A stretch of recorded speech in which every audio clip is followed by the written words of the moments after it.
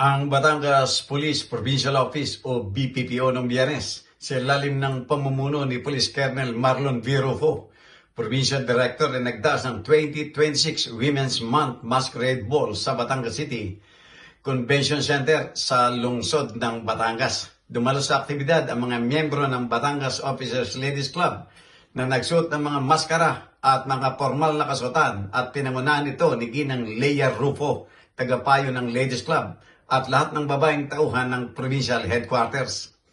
Ang Masquerade Ball ay nagsilbing lakas at katatagan ng mga kababaihan sa pagpapatupad ng batas at binigyan din na ang mga babaeng opisyal ay patuloy na mga haligi ng tapang at karunungan sa komunidad.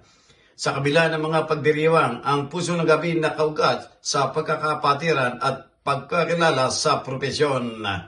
Isang seremonya ng pagbibigay ng gantimpala ang ginanap upang kilalanin ang mga kababaihan na nagpakita ng natatanging pagsisikap, kagandahan at dignidad sa buong pagdiriwang.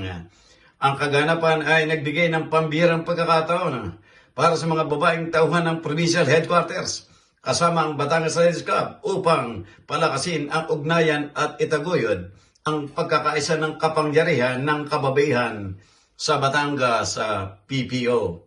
Jojo Cesar Magsumbol Gulat para sa journalnews.com.ph.